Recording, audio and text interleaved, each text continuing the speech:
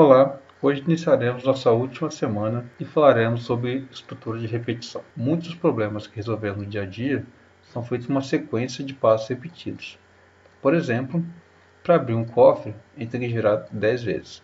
Ou, enquanto tiver tempo, a gente vai visitar os parentes. Ou, faça o teste de Covid enquanto sentir os sintomas. Todos esses exemplos são repetidos um determinado número de vezes. Outro exemplo é: leia o nome e a idade de 1000 pessoas. Ou imprima o caractere asterisco 3000 vezes, cada um em uma linha.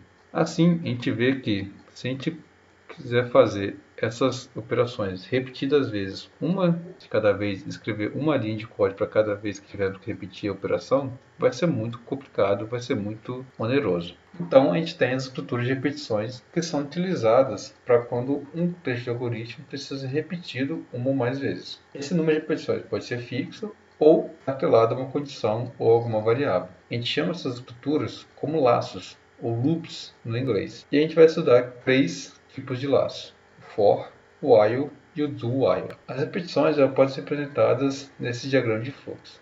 Então, nós temos a condição e, enquanto a condição for verdadeira, a gente faz o corpo do laço, que são os comandos do laço. Quando a condição for falsa, a gente sai desse laço e continua a execução do programa. Ou a gente faz pelo menos uma vez o corpo do laço e verificamos a condição para ver se precisamos repetir o corpo do laço. E de novo, enquanto a condição for verdadeira, a gente vai repetir o corpo do laço. Quando a condição for falsa, a gente sai, não faz mais o corpo do laço. Então, qualquer uma dessas estruturas de repetições, ela tem 4 elementos fundamentais: a inicialização, que é a condição inicial da repetição; a condição, que é uma expressão booleana que a cada leitura do corpo determina se uma nova leitura vai ser feita ou não; o corpo, que vão ser as instruções que vão ser executadas repetidamente; e a iteração, que é a instrução que deve ser executada depois do corpo e antes de uma nova repetição. O primeiro comando que a gente vai estudar é o for. Essa estrutura ela é geralmente utilizada quando a gente sabe exatamente o número de vezes que um trecho do algoritmo vai ser repetido. Então, nós temos o for, o valor inicial da variável de controle; a condição de repetição, que vai nos informar a condição de parada do laço; e o incremento ou decremento da variável de controle. Depois disso, nós temos o bloco de comando a ser repetido. Então, temos 3 formas para escrever no for. O primeiro é declarar uma variável fora do laço de repetição, inicializar lá dentro, então, nesse caso, int igual a 1, e fazer a estrutura do for. Primeiro, a estrutura de parada. Então, a condição de parada, nesse caso, é enquanto o índice for menor ou igual que 20, e o incremento, que vai ser sempre incrementado de 1 em 1 toda vez que o comando console.writeLine for executado. Aqui nós executaremos esse comando 20 vezes, sempre mostrando o valor de índice. Então, ao invés de declararmos a variável int fora do laço, nós colocamos ela dentro do laço para que ela seja inicializada. E percebam que nesses 2 primeiros exemplos não temos chaves. Da mesma forma que o if, quando um for tiver apenas um comando, a gente pode omitir as chaves. Mas se quisermos colocar a chave também, não tem problema, a gente pode colocar e vai acontecer exatamente do mesmo jeito. Podemos utilizar o for para fazer somas. Então, por exemplo, a gente pode querer somar várias vezes os valores que o usuário digitar no teclado. Aqui a gente vai declarar a variável soma fora do for igual a 0, e toda vez que lermos um valor, nós vamos atualizar o valor de soma com o valor que a gente digitou. E todas as vezes que a gente digitar um número, vamos somar.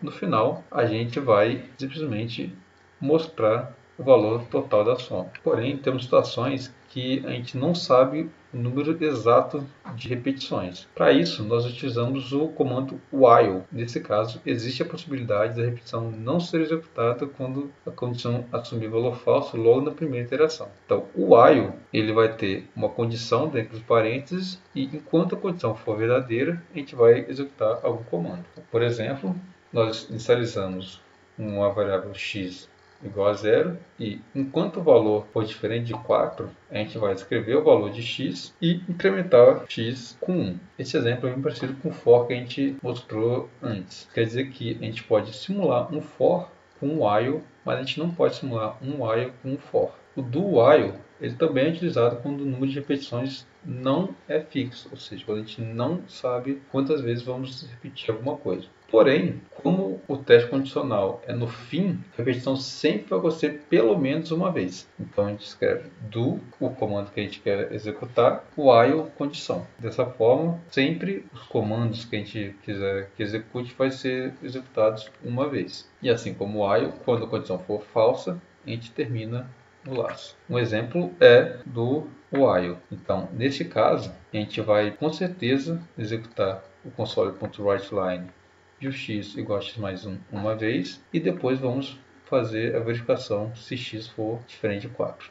Enquanto x for diferente de 4, vamos repetir isso. Quando x for igual a 4, nós não repetimos mais e escrevemos o valor de x depois dessa estrutura é, nesse caso, 4. Aqui também utilizaremos o comando break e vamos introduzir o comando contínuo. O comando contínuo ele vai encerrar a iteração atual e continuar a execução da estrutura de repetição. Então, por exemplo, temos uma variável contador igual a 0 e enquanto o contador for menor do que 10, incrementaremos ele. Agora temos uma condição dentro do while, que é se o contador for igual a 4, executaremos continue. Neste caso, nós pularemos as linhas subsequentes e voltaremos ao while na próxima iteração. Então, quando o contador for 4, nós não iremos imprimir o console.writeLine com o valor de contador, assim como mostra o exemplo da saída. Imprimimos 1, 2, 3, pulamos o 4, pois tem o continue e imprimimos 5, 6, 7, 8 até 9. O comando break ele vai